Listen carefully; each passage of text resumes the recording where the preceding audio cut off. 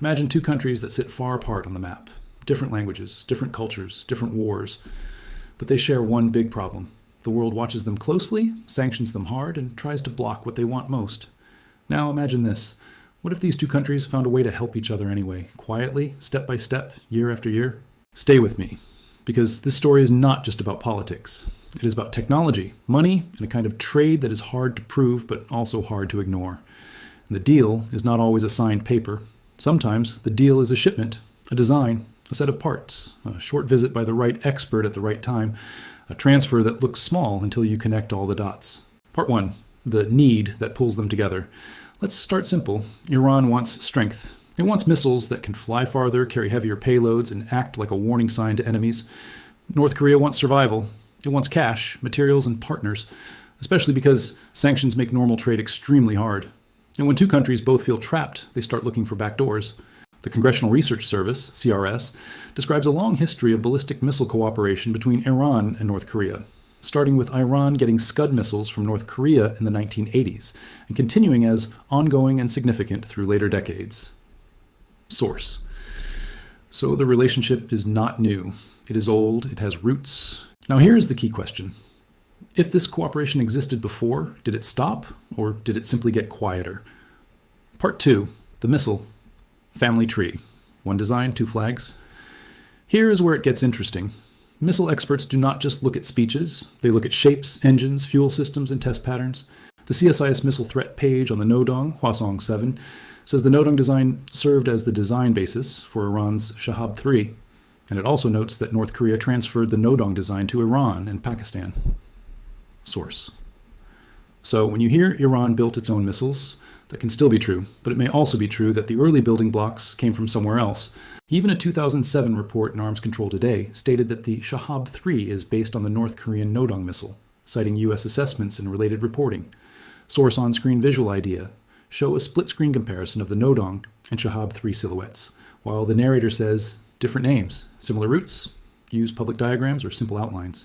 If a missile design can travel from one country to another once, what else can travel to? Not always a full missile. Sometimes it is the hard part, guidance help, special materials, engine know-how, or critical components. The CRS report also describes how Iran used North Korean goods and services to push toward self-sufficiency in medium-range missiles, and notes the possibility of key missile-related components and space launch vehicle technology and support, improving longer-range capabilities. That phrase, space launch vehicle technology, matters a lot, because rockets that launch satellites can share knowledge with rockets built for long range. Part 3, the UN claim, critical parts. Moved in 2020. Now we jump to a newer clue. A UN panel of experts report discussed by France 24 said that, according to an unnamed member state, Iran and North Korea resumed cooperation on long-range missile development projects, including the transfer of critical parts, with the most recent shipment linked to that relationship taking place in 2020. Source. The same claim is also summarized by RFERL, again quoting the UN panel language about resumed cooperation and transfer of critical parts in 2020. Source. Important detail. Iran denied these claims and argued the information may be false or fabricated according to both reports. Source. So what do we have? Not a public contract, not a public handshake, but we do have a serious allegation tied to UN monitoring, focused on long-range projects and parts transfers.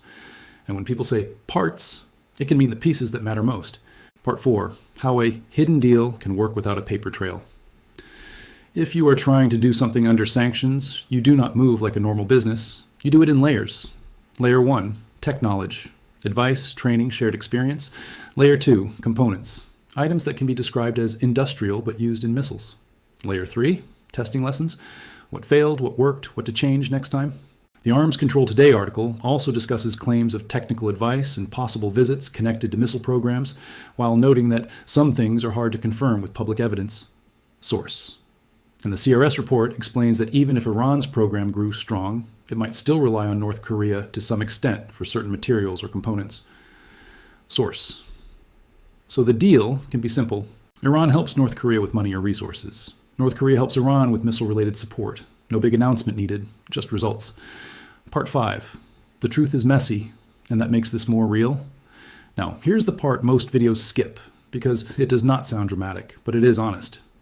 Not every expert agrees that Iran and North Korea are doing deep, modern co-design today. A technical analysis from 38. North argues that while there is evidence of historical transactions, missiles, components, maybe data, there is little evidence of deep joint development, and that many similarities can come from shared limits and older engine choices rather than active teamwork. That does not erase the story, it sharpens it. Because the most realistic hidden deal is not always two teams sitting in one room drawing the same blueprint. Sometimes it is simpler. You sell what you already know. You buy what you cannot build fast enough. You trade time for money and money for progress. So what is the hidden deal between Iran and North Korea? Based on public reports, it may look like this. A long history of missile cooperation going back decades, described by the CRS. Source A shared missile family tree, where North Korea's Nodong design links to Iran's Shahab-3, described by CSIS missile threat. Source, and a more recent UN-linked claim of resumed long-range cooperation and critical parts transfers in 2020, reported by France 24 and RFERL, with Iran denying it. Source A. Now here's the last question, and it is the one that should keep you watching. If even a small part of this cooperation is true, what happens when both sides learn to build more, faster, and farther without needing anyone else? Because in this kind of deal, the real product is not a missile. The real product is capability.